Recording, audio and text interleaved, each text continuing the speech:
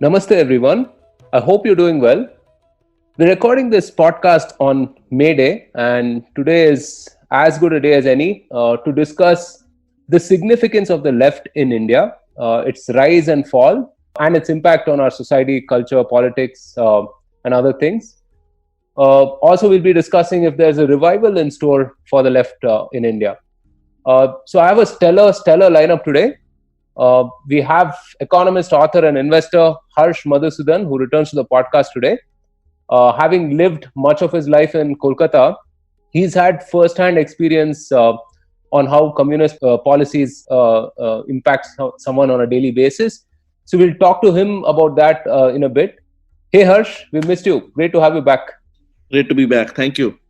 All right, next, making his debut on the show today is the erudite Rangesh Sridhar, a man who knows his history like few others, with both facts and perspectives of events, personalities, what have you. We'll be tracing the history of communism with him and its impact on our politics and culture. Welcome, Rangesh. Good to have you on the podcast finally. Thanks, Gary. Hi, everyone.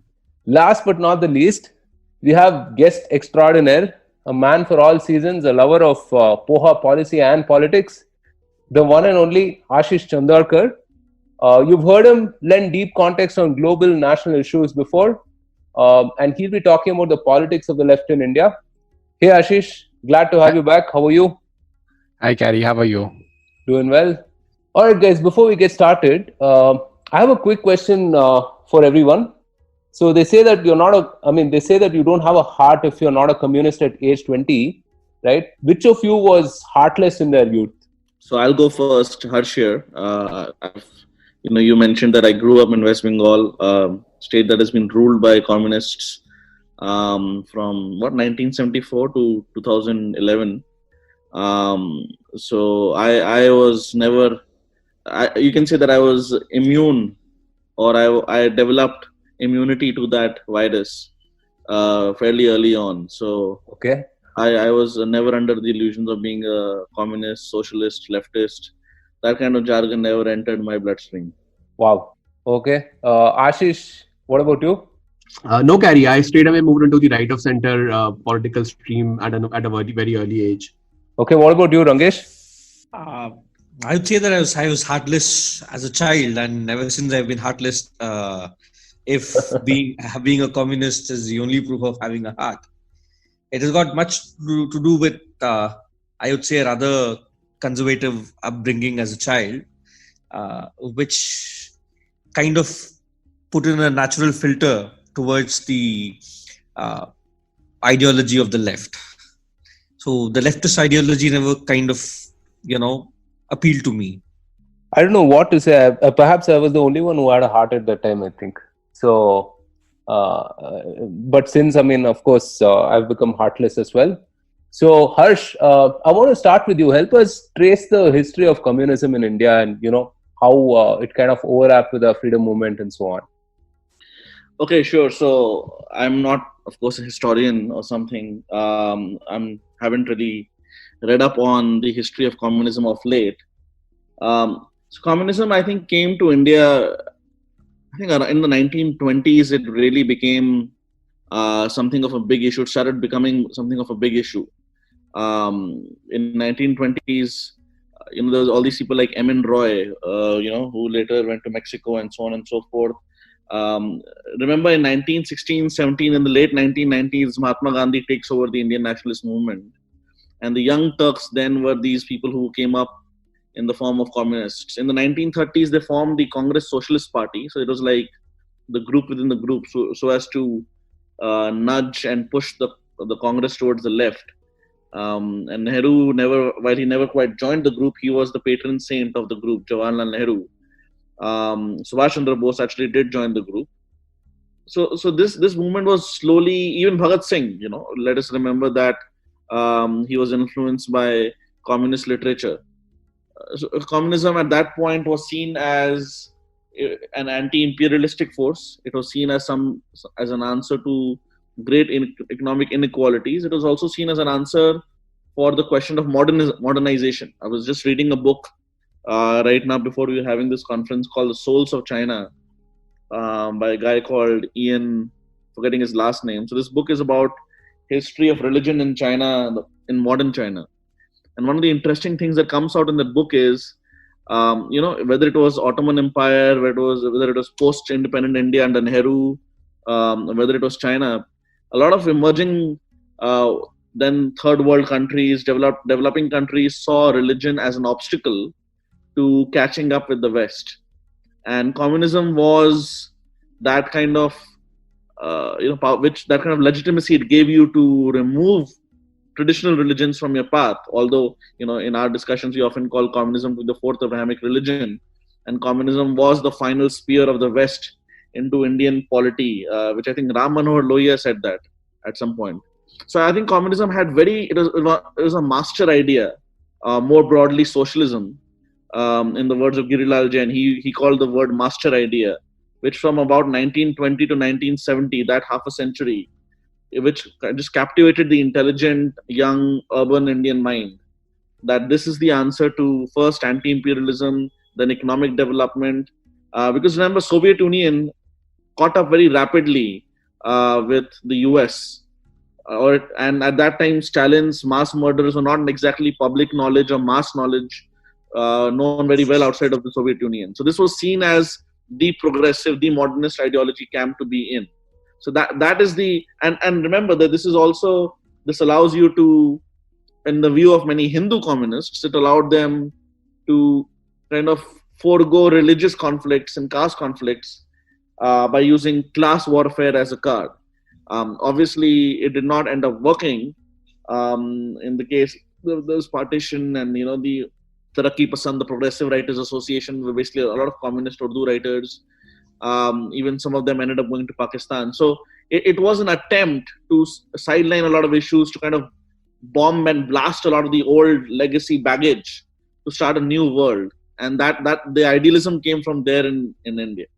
Yeah. So Rangesh, I want to switch to you. So would you have any comments on that, on communism being a way out of dogma of religion and so on, and to now sort of transforming itself into one, right, becoming the religion of sorts?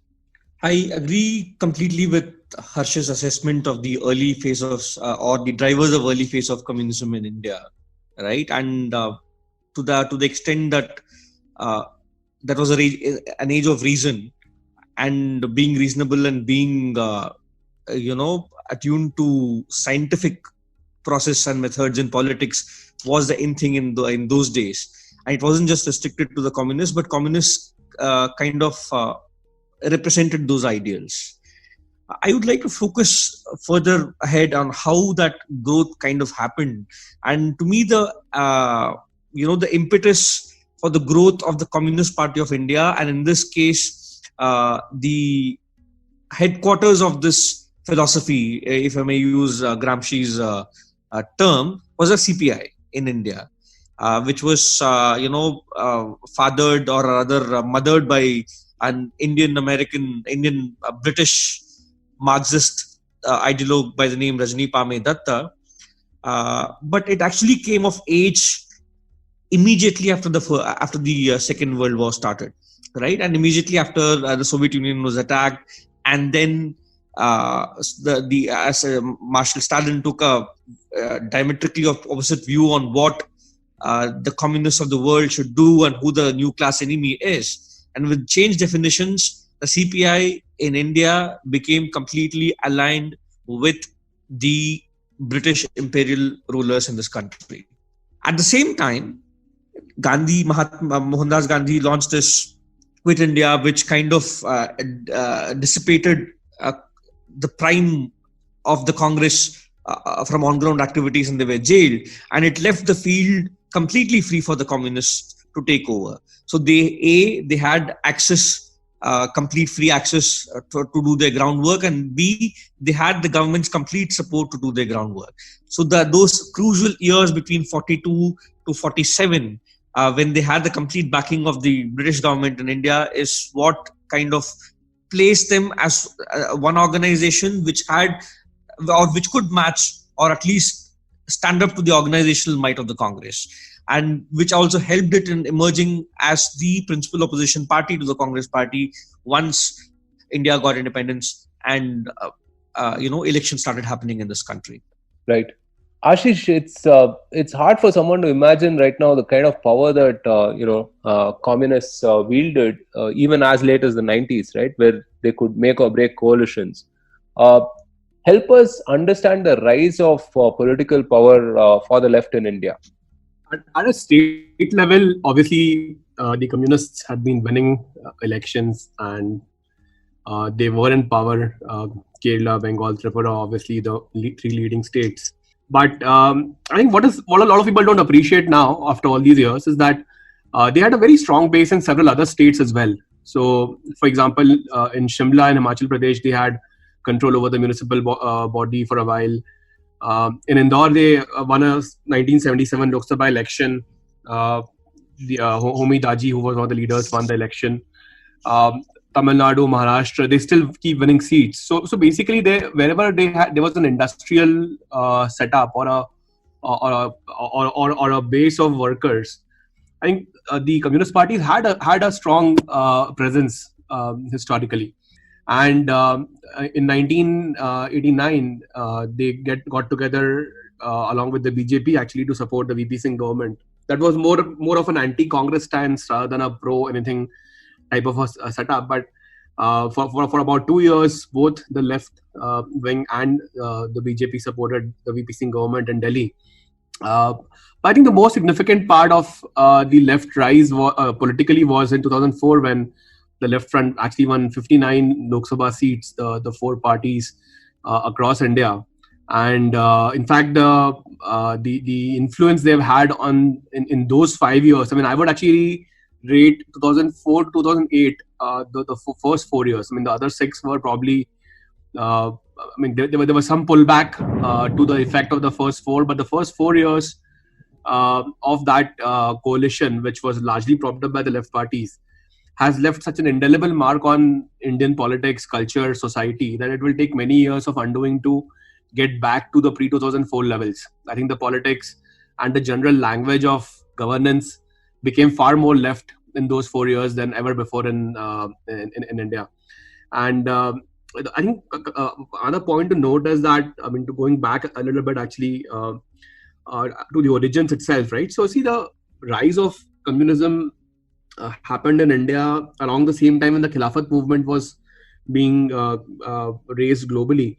So the intersection which has happened right at the beginning, I mean, CPI was formed in 1920, I think, and soon after the Khilafat movement took place.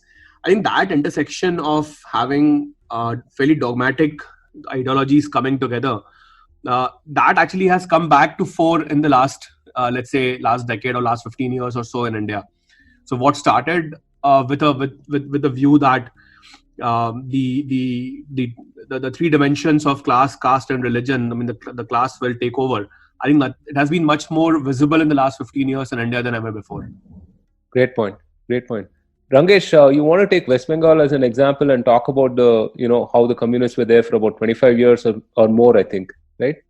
Yeah, I would actually like to start, that conversation. That conversation is tied to discussing how they actually politically grew in India immediately after independence, right? Ashish spoke about the fact that it started around the Khilafat movement, and there was, there were always two aspects to it. One is cultural domination by capturing the political idiom, which they started through the Tarakki Pasand writers movement, which, by the way, thronged Bollywoods in the 40s and 50s, which got expressed itself as, Urdu being the dominant language and the language of Inqilab being the language of romance in the Hindi movies of those times. But around the same time, they also started capturing politics. Ashish spoke about the fact that they were present in various places in India, right? One commonality between all of this was that beyond Kerala and Bengal, almost all of these places were industrial belts, or there were some worker-related issues. It was never a rural, masses-driven movement outside of these two states and perhaps Telangana. it was a workers-driven movement, and they've had these pockets of influence. Communists used to be extremely strong in Bombay, in fact, as strong as they were in Kolkata at that point in time.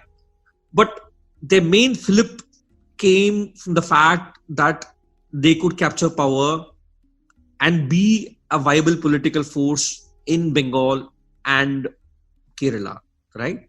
While Kerala requires a separate discussion in itself, and we will come to that discussion when we discuss what lies in the future for the communist movement in India. Bengal is a more interesting case to discuss, given that in the 1950s, or immediately, let's say, after independence, both Calcutta and Bombay were head-to-head in terms of industrialization, head-to-head in terms of, the presence of big capital. That being the case, why did Bengal see a surge in communist movement as against Maharashtra? Lies in largely political factors and in the aftermath of partition, is what I believe.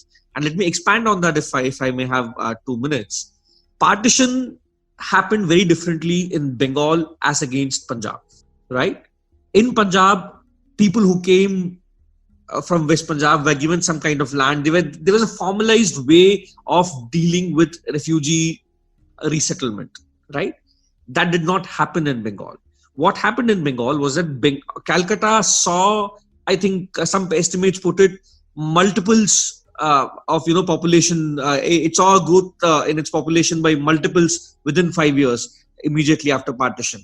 So there was suddenly a lot of people coming and settling there with no place to live, no land to or to call their own, and no jobs for their livelihoods. There was this issue, so there was an excessive supply of labor, leading to natural suppression in wages. And secondly, the way industry was structured in Bengal, starting from the mid 18th century, was that the industries were in West Bengal, whereas their raw materials were in the east, right?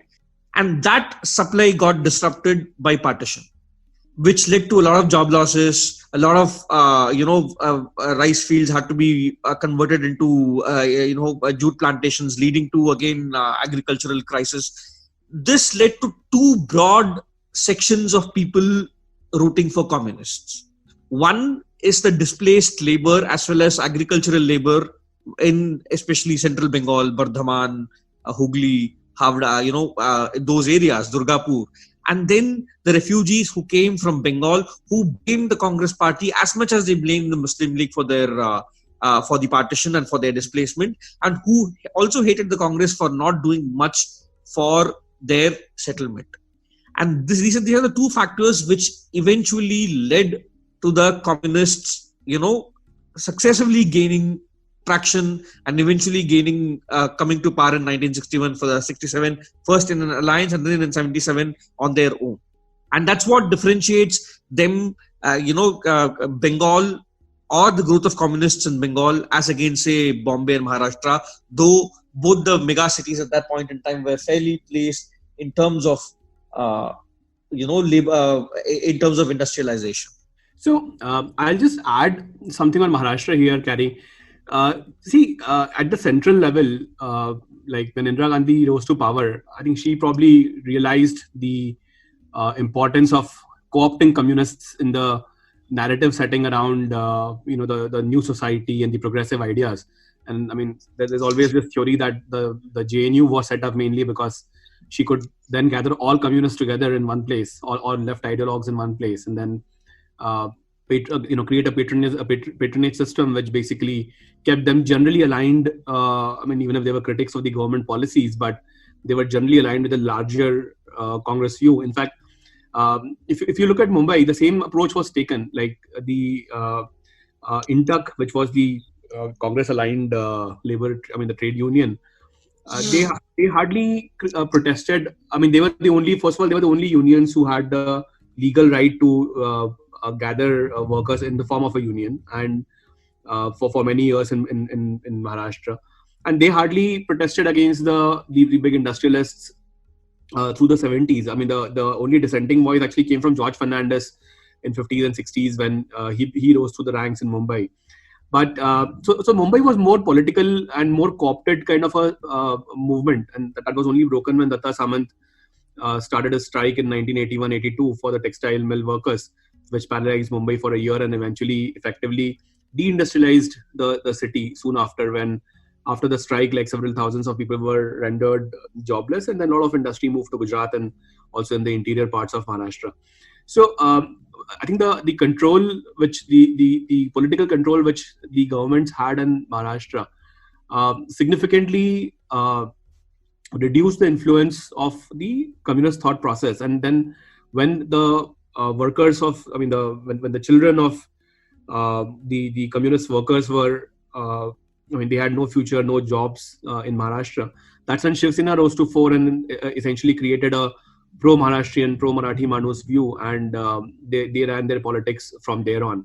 So fairly different fate in Bengal and in Maharashtra that way. Okay. I'll just join in on that point about communism in Bengal. So I agree with what Rangesh said, that basically, see, the partition in Bengal, in Punjab was like a jhatka, and the partition in Bengal was halal. It happened over 30-40 years, from starting in 47 to 71, and in some ways still continued, right? So it took a long time coming. And therefore, one of the reasons it never quite became headline agenda. In one sense, the resettlement of refugees from what is now Punjab, Haryana to Delhi was very much formalized, whereas in Bengal it was just drip, drip, drip, and therefore the East Bengal Hindu refugees especially very much resented the Congress party, which was the national central party, by far dominant in India. Also, while the raw materials were cut off in East Bengal, places which is now Jharkhand, then part of Bihar, etc., were, because of various policies like freight equalization, ironically supported by socialist, communist ideologues, ended up hurting industry in Bengal. And while a lot of capital in Maharashtra, Bombay was Gujarati capital, and not exactly Maharashtrian capital, there was some resentment. It was still controllable. In West Bengal, Calcutta, a lot of the jute industries, tea gardens, and other industries were basically bought out by the Marwari community from the departing Britishers, and there was definitely some kind of higher resentment in popular culture against something similar to anti-Semitic attitudes in late medieval Europe, let's say. So I think there's a combination of forces, and more importantly, the Bengali personality. If you have to generalize these things, having gone through the Brahmo phase in the 19th century, having a self-image of being more intellectual, having dominated the civil services under the British for decades, if not an entire century, had a view that they were not properly represented in the Congress power structure. And the communists, because there was this undercurrent of ideological movement, the tailwinds were there, it became the vehicle for this Bengali subnationalism, in a way which was not required in UP, Bihar, Madhya Pradesh, etc. Remember, in Punjab, the Akali Dal being dominant, this subnationalism issue being represented by the communists never came up there, because the Akali Dal was already there in Punjab. And Punjab and Bengal together, undivided Punjab and Bengal together, were as big units as the Central Gangetic Valley, which is now UP and Bihar. So that personality never got reflected in the Congress political structure, and the Communist Party kind of just exploited that breach, and it became the vehicle. Harsh, I want to continue with you. So it's been about 30 years since liberalization, right? Or thereabouts. I mean, we continue to have this kind of a communist hangover in some of our economist policies, right? Whether it's, restricting certain goods or investments or whatever. How do you see that changing in the time to come? So I think in 30 years, a lot of what are the communist policies? No private property, forced equalization, even if it means defeating efficiency and the overall pie becoming smaller. I mean, theoretically, that's the idea, right? But I think that a lot of those views are no longer in vogue especially if you call them communist policies. But I think broadly there is still a lot of anti wealth making attitude. For example, if you speak about uh, curtailing private school fees, even in Delhi, you'll instantly win a lot of public support. Curtailing hospitals, exploiting patients, you'll win support all across the country. So, and there is sometimes good reasons for a lot of the anger against these managements. So but whenever it comes to important sectors, social sectors, the idea of making money, for example, has not been accepted, which just leads to more hypocrisy and more local politicians, patronage networks getting in through their so-called non-profit trusts and making money, siphoning off money in another way. Um, Even with the BJP now in power, after the Soot Boot Sarkar, barbed by Rahul Gandhi, taxes were increased. We had a dividend tax cut, which ended up increasing dividend taxes on promoters and so on and so forth. So I think the view has reduced, it has diluted, but at the same time, so while within India, in the Indian context, it is reducing, going forward, there is a bit of a resurgence of the big state globally, the kind of neoliberal economic worldview from 1980s onwards, as under Margaret Thatcher, Ronald Reagan, Deng Xiaoping, ironically enough, has kind of lived out its utility for the time being. Even the 2008 financial crisis did not quite hurt it. But now with rising inequality, now this pandemic that we are living through, more and more people are coming across the view that some kind of UBI benefits financed by some kind of MMT, the AOC kind of worldview in the US will become more and more in vogue at a diluted level. So obviously, I'm not saying it will fully happen or somebody on the far left in the US will win power. But with the rising inequality, the rising automation, the much better job and income prospects for an educated elite, as opposed to blue collar workers throughout the world. So I think that basic tension between equality and freedom will continue, but it will be without the holy books of communism, without this ideological baggage. So people will see issues as they are, as opposed to having some kind of theological discussion, some kind of exit books. I'll leave it at there for now. Yeah, can you see even see if you look at the US politics, which is where a lot of the more modern economic theory comes from. See, the US had economics and politics fairly intertwined, right from the beginning. But that's how it was structured. I mean, the big industrialists were the ones who helped in creating the modern country as we see it now. And what government does or doesn't do for them is a very fundamental part of the US politics. That's not in many other countries, right? The politics has evolved. I mean, there's been a different path dependence for other countries and how the politics has evolved. In India, the challenge is that, as Rangesh was alluding to, see, the popular culture has been completely, or at least at some point, was completely hijacked by the left-leaning ideologues, right? So if you look at let's take Bollywood. So the Naya Daur type of movies of Dilip Kumar, and then later on Amitabh Bachchan became the angry young man who's fighting the industrialists in many of his classic movies. That thought, the strands of that thought continue. The worker being the underdog, the industrialist being the exploiter. I think those are themes which have existed in the in the society for many years now. Also, because a lot of the artistic community happens to at that point, the whole inequality. I mean, there's an inequality in the debate itself between inequality and freedom. In that sense, like it's a very lopsided debate because the side which had the control debate has shifted it more towards a certain dogmatic view.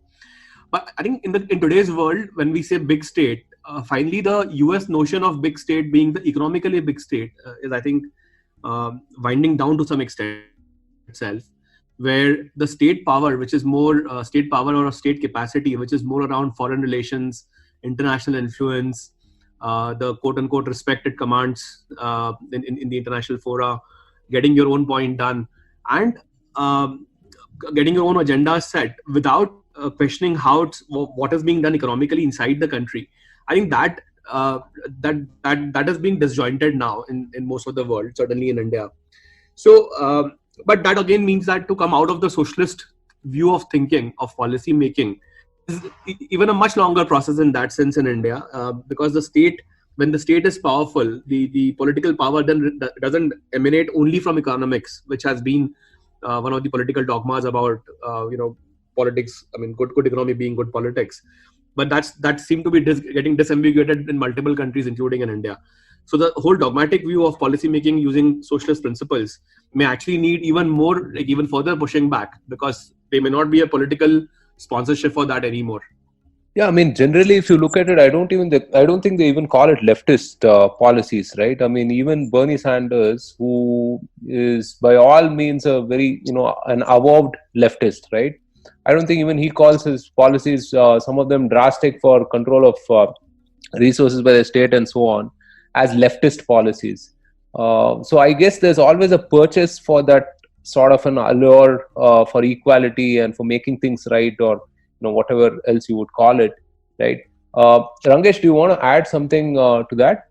See, in the Indian context, the communists have always operated at two levels, right? One is the party politics, capturing the power through the elections. They took a lot of time to get reconciled to their idea. Then they found out that they have no other choice. And then there was capture of the discourse through the academia as well as media and movies, right?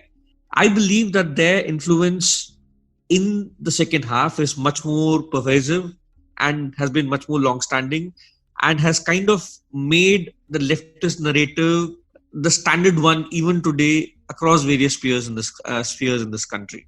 And a lot of it was, to begin with, consciously driven by the party itself, right? It was the CPI, more than the CPM, is known to openly back intellectual domination of the discourse of universities and of the arts. And they kind of institute, when they had with Congress, that's when one of their key people, Abul Hassan, the granddaddy of education, and started filling in Marxists at various levels in Indian academia. And the same happened in various spheres, in the so-called quote unquote development sector, in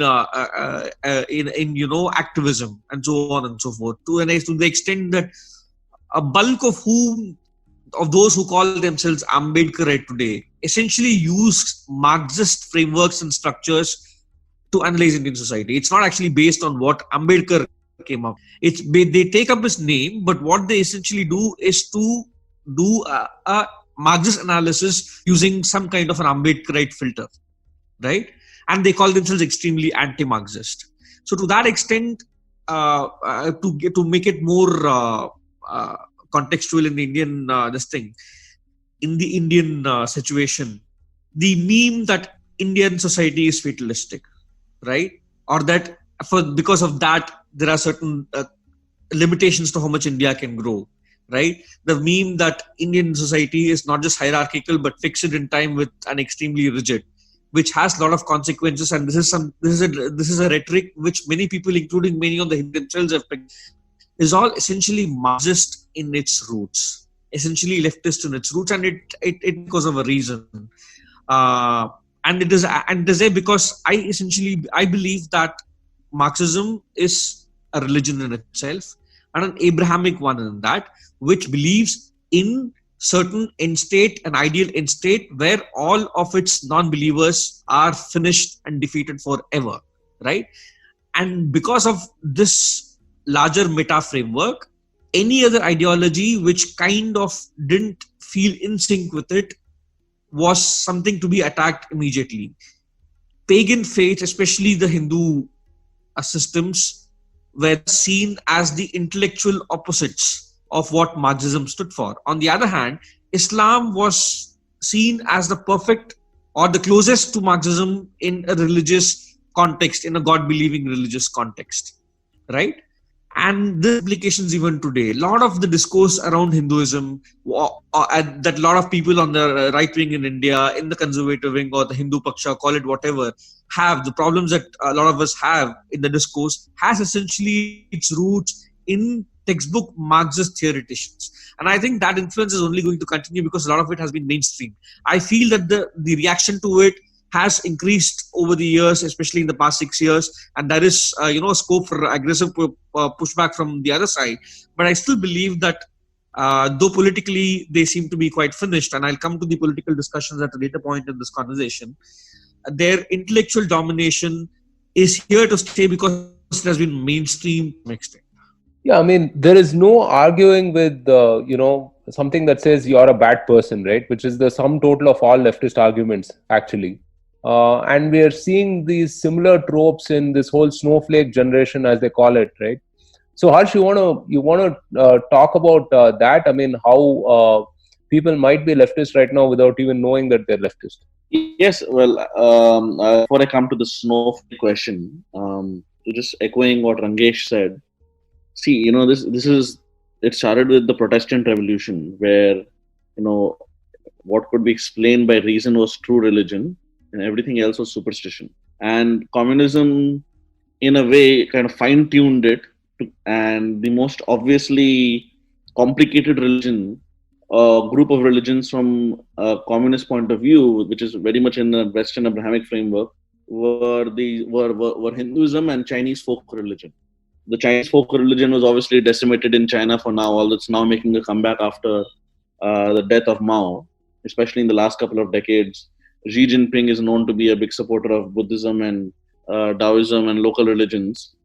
In India, obviously, Hinduism, because it refused to kind of let in a communist kind of hegemony, it became even more chosen out over and above this reason of being uncomfortable with Hinduism's messiness from that point of view. Now, what Rangesh said about the similarities between Islam and communism, something also mentioned by Allama Iqbal and the so-called the red Islamists of Iran like Ali Shariati. But something more interesting happened starting around the 1970s, and that is this Frankfurt School, this new left that came up is once post World War II, as Japan and Germany rapidly industrialized after their utter destruction, it became very clear that communism is not going to spread beyond the Soviet Empire and beyond China. And by 1959, the Soviets and Chinese also had a split.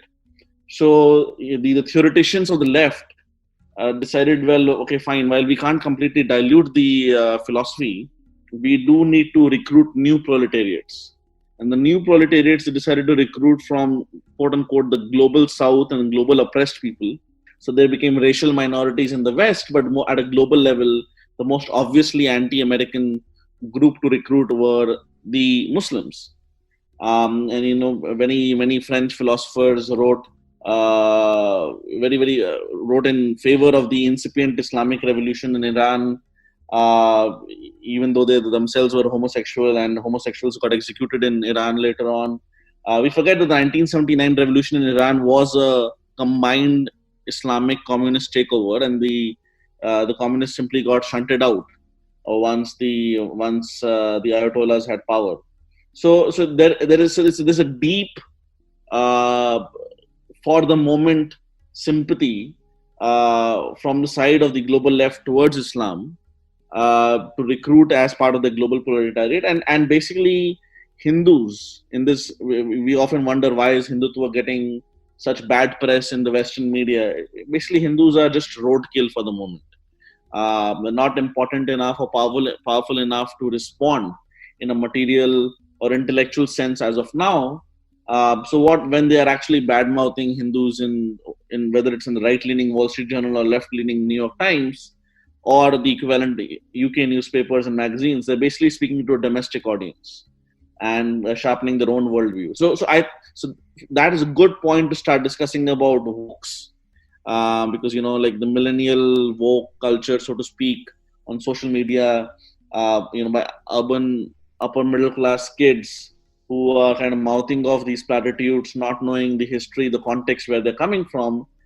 I mean that's, I think that's the last kind of class in 10, 20 years of the Indian elite trying to blindly copy the West. I see that as the flickering of a dying candle. I'm much more optimistic, I would say, than perhaps, I don't want to speak for them, than perhaps Aashish and Rangesh have sounded so far.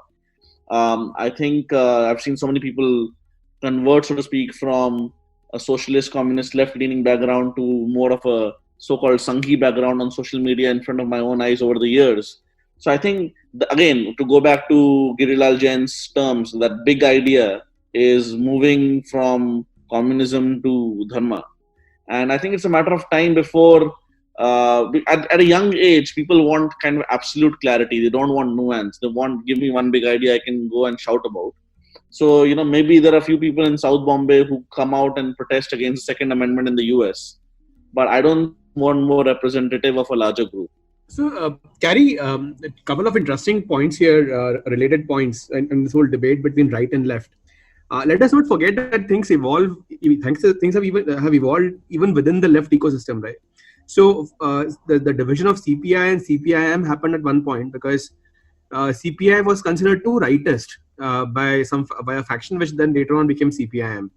So, this was after the China War, where while a lot of communists were actually arrested for being too close to China, one section which was led by Shripad Dange from Maharashtra, that faction actually proposed aligning with Congress even then.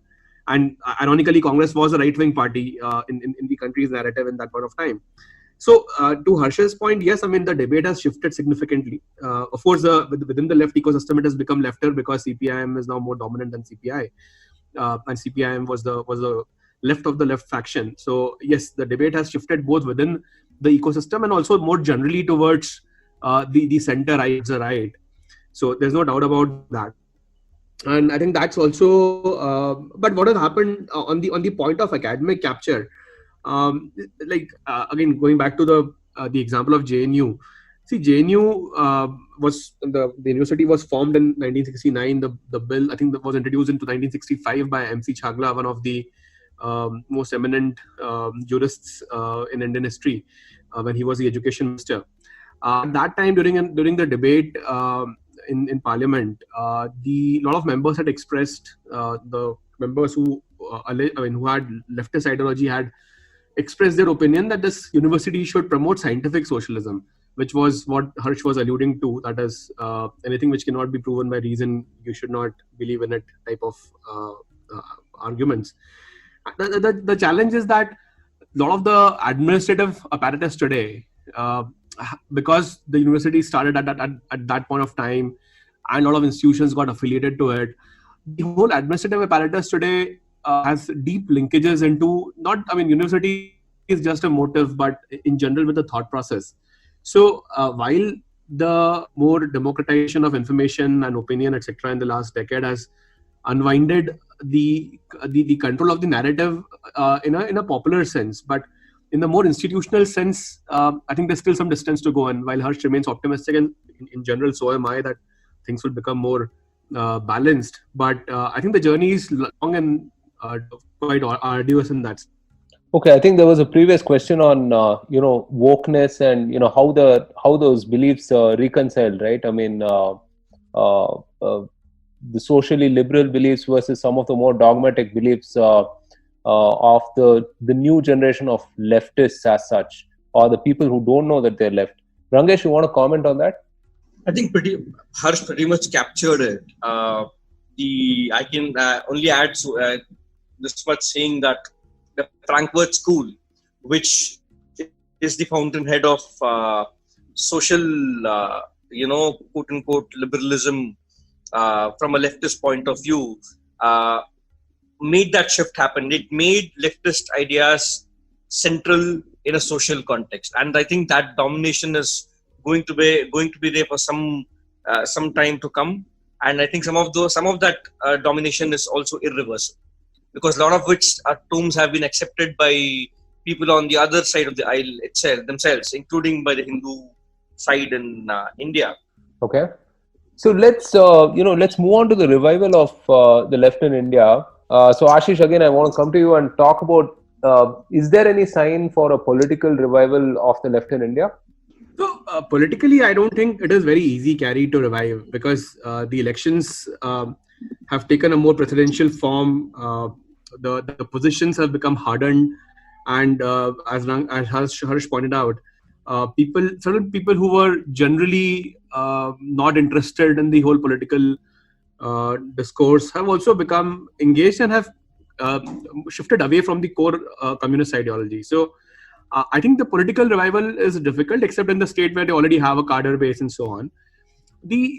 But I think I'm more worried about the institutional capture, not so much about the the electoral capture, right? So, of course, the electoral power is needed to have the institutional power as well, and it might take a few years to shift that power in a different direction.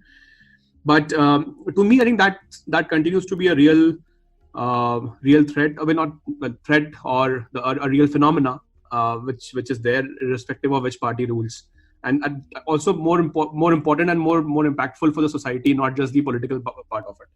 Rangesh, you want to add to that? Yeah, on the actual political future that the communist movement in India has, beyond and I'm not talking about I will skip talking about the Naxals here. The mainstream communist parties, I don't see them reviving anywhere except probably in Kerala. I see them coming back to power in the next year's elections, because one interesting shift that has happened there is that in the local elections, they are gaining new constituencies, including among certain sections of Muslims and Christians who were off limits for them, with the consequent implication that this is coming at the Congress's expense in that state. But beyond that, I think politically the left is kind of finished, right? And the main reason for that, I believe, is the left for a long time had a problem understanding how the Hindu society works and how it is structured, and that is also got reflected in the way it was uncomfortable dealing with the phenomena of caste, right? There, except outside of Bengal and Kerala, where they succeeded for very different reasons, they tried to come up in politics through urban struggles, through workers' movement, and so on and so forth, and very pointedly avoiding issues of caste, and especially dominant caste politics in rural areas. The only place where they succeeded in doing it was in Kerala, where they actually found a fairly numerically dominant backward caste as their caste base, right? And which serves their interest to some extent even until this day, right?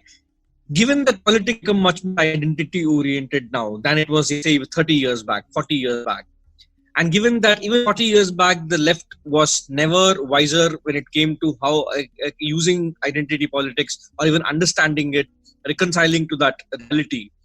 And given that we've become more delusional about that, and I'm talking about the mainstream left here, the political parties, not leftist intellectuals, I don't see them being a political force in India at all. I mean, today they have about 5 MPs, out of which 4 are gifts from Mr. M.K. Stalin, right? And that is going to continue for ever, and they're going to slowly fade out politically, except in Kerala, simply because they don't understand the structure of the Indian society and they haven't reconciled to it.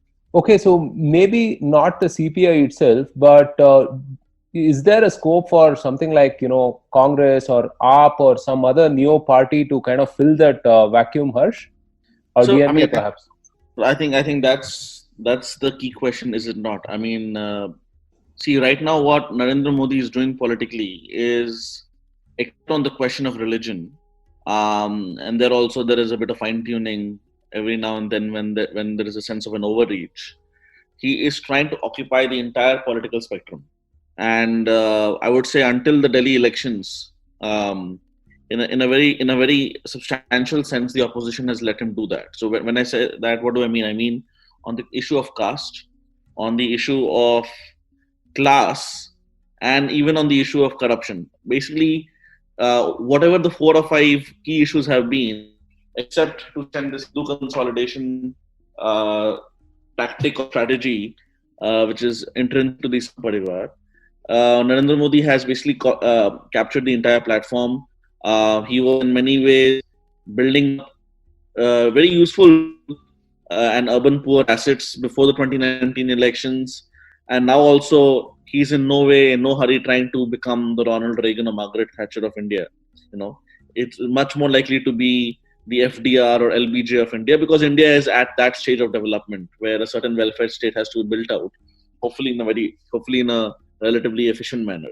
So until the opposition gives some space, does some concession on the big Hindutva issue, which in a way the AAP party did in this Delhi elections, sincerely or not sincerely, Arvind Kejriwal singing Hanuman Chalisa, allowing the the police to go after the JNU troublemakers, etc. By kind of diluting, if not exactly muting that issue, the public attention then goes to, okay, well, Delhi has a relatively rich treasury. What kind of subsidies or freebies is it giving to the relatively not well off and blue collar workers there? So I think that realignment, that kind of occupying the space on more economic issues, more populist redistributionist issues, can only happen once this soft Hindutva issue is finessed by the opposition. And as of the moment, it's just happened by one small party in one very small state. So I don't think that is the locus of attention of the Indian polity for the moment. It's an interesting point by Harsh about parties having to respond to the Hindu question in Indian politics today.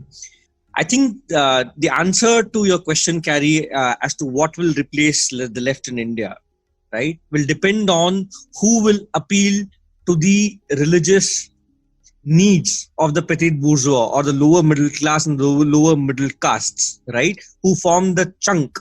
There is this 30%, 40% group in India which consists of castes that are individually not much, but together they form the largest chunk, right? They also happen to constitute India's lower middle classes and upper lower classes.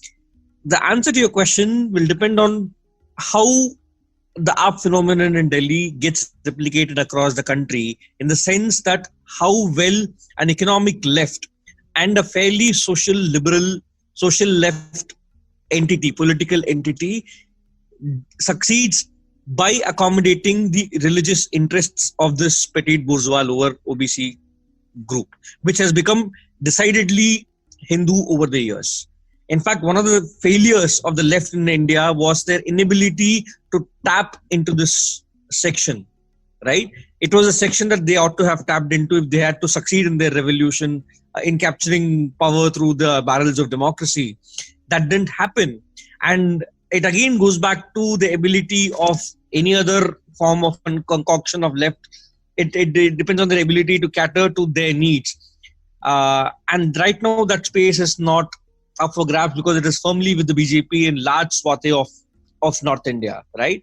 Apart from AAP, there is one other place where I see a risk or a kind of, an opportunity for revival of leftist politics while satisfying the religious and the identity needs of the lower class, lower OBC Hindus, and which is in Chhattisgarh, where the Chief Minister, Mr. Baghel, has kind of come up with a very odd concoction of social liberalism plus appealing to Hindu identity. And again, Chhattisgarh is only marginally more important than Delhi in terms of both political influence and size. But that is again something to watch out for. If these two models kind of spread across the country, we could see a more politically robust left, but it would also be a left which is rooted in Indian ethos. It will not be like the Marxist left, which is just another Abrahamic faith. I think the challenge to those two models, Rangesh, is will come from the issue of nationalism.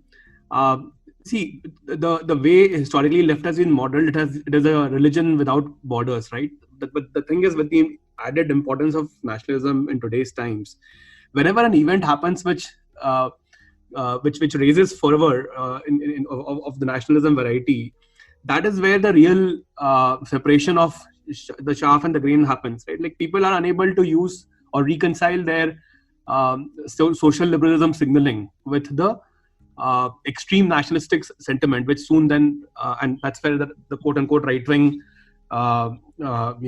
opinion makers then step in. In fact, of every time this government, for example, the Modi government has been in a bit of a soup, it has been the national sentiment which has resurrected the government from those problems. So the challenge is that I mean, neither of course, in case of Arvind Kejriwal, he was smart enough to back the government on issues of in the last year at least, he backed the government about Pakistan attacks and surgical strikes and so on. But he was also the one who questioned, because he was more dogmatic 2 years ago. Closer to the election, he became much more practical about these things. But can that be an accepted position within the quote-unquote Indian left? I'm not very sure right now. Like, every time there's a nationalism issue, the debate will continue to be influenced by the BJP, and that is why this whole rise has happened. Yeah, so I agree with both Rangesh and Aashish. So right now, the people who are occupying the opposition desks, they do seem congenitally, incapable of having any remotely reassuring response when it comes to these questions of religion, nationalism, etc., etc. They just seem, there's no issue that they actually cannot end up screwing themselves on. So they're quite good at it as of now. However, the point is the lure of power is very strong. BJP does have a very big gift in the form of the current leadership of the Congress party, which does not seem to be able to grasp this thing. But I do not think that this is something that cannot change very rapidly, though. See, the point is, in India, in any democracy, right? Remember, I mean, the US today is a very relatively fair society in terms of laws, etc. But even then, the 10% or so African American community, 90% of them always vote for Democrats, right? I mean, there is no rioting happening in the US, so on and so forth, and we can go to a discussion of what's wrong and right there. But a minority, which is very, very obviously different from the rest of the majority, is not fully integrated, ends up choosing one political platform. So the 15% Muslims in India, by and large, except a few Shias or a few genuine liberals, who don't really change the count, will actually remain on the anti-BJP side. So the BJP being politically dominant is something that is very much the exception to the norm in that sense. That keeping a Hindu consolidation going on means making sure that enough Hindus are concerned or worried about certain changes, and that may not always be sustainable in an emotional collective sense. So what changes? For example, if the opposition says, okay, gets ahead of, say, let's have uniform civil code. We support you on Kashmir. We support these changes. At the end of the day, the anti-BJP, the Sunni Muslims of India will have to support the party which opposes the BJP, even in that case. So once that happens, you can then add on a few more redistributionist promises, something akin to UBI, something like welfare state, so on and so forth. So I don't think that is something that cannot be changed relatively quickly. Remember, in the US, there were books written about what's wrong with Kansas by Democratic pollsters, saying, why are these poor blue-collar workers not voting for the Democrat Party? And the answer was what Rangesh said, is, well, why are people, this bourgeois, this lower middle class background kind of strata of society does not want to sacrifice its innate nationalism and religiosity. So can there be a Hindu left, so to speak of, or a more moderate dharmic Hindu left? Yes, I think it's totally possible. Remember, the opposite book was written was What's Wrong with Connecticut? Why are rich people voting for the Democrats and not the Republicans? And so that woke kind of South Bombay crowd, to stereotype a bit too much, is the Connecticut of India, right? So why there will always be some people who would want to signal or genuinely believe and therefore be against the BJP, but I don't think they move the voting meters as much as the lower middle classes. So I think it is something the BJP has to be very careful about from its personal political selfish point of view. And I think Modi realizes that in his bones, and hence his positioning. All right. I think that's an interesting note to perhaps end the podcast on. Before we leave, does anyone have any recommendations for books that could, that could throw more light on the left and perhaps the left in India? Caddy, I have a suggestion here. To understand the psychology of Bolshevism or Marxism as a religion, an Abraham's religion, there's a wonderful book by Russian-American author Yuri Slezin called The House of Government. I remember I had recommended this to Harsh a couple of weeks back. It's a wonderful book to start with. It explains the intellectual roots of Bolshevism / Marxism. That's a good place to start with. Okay, I think that's a good book. I also need to explore the book I mentioned at the beginning of the podcast. Not directly about communism, but this is the book called The Source of China: The Return of Religion After Mao by Ian Johnson. So I am reading that book right now. I think it's an excellent book. Reading about, speaking of nationalism and communism in Russia and China was basically Russian hyper-nationalism and Chinese hyper-nationalism. They said something else and they did something else. So Stalin had a diktat against Russian chauvinism, and Mao issued a diktat against Han chauvinism. Just like perhaps when Nehru spoke excessively against Hindu chauvinism. I just fear that in the first two cases they did not mean it, and in the third case he probably meant it. But I'll leave it at that. All right, that's very interesting, Harsh, and this is about as optimistic as you guys will get about the left anyway, right? So, thanks so much for this. A lot of fascinating insights. Thank you to everyone who tuned in to listen to this episode of the Bharatvaarta podcast. Hope this was as entertaining and insightful to you as it was to me. So, this episode will be available on Anchor FM, Apple, Google Podcasts, Spotify, and a bunch of other platforms. If you like this episode, subscribe and share with your family, friends. Until next time, please stay safe, take care of yourselves. Jai Hind.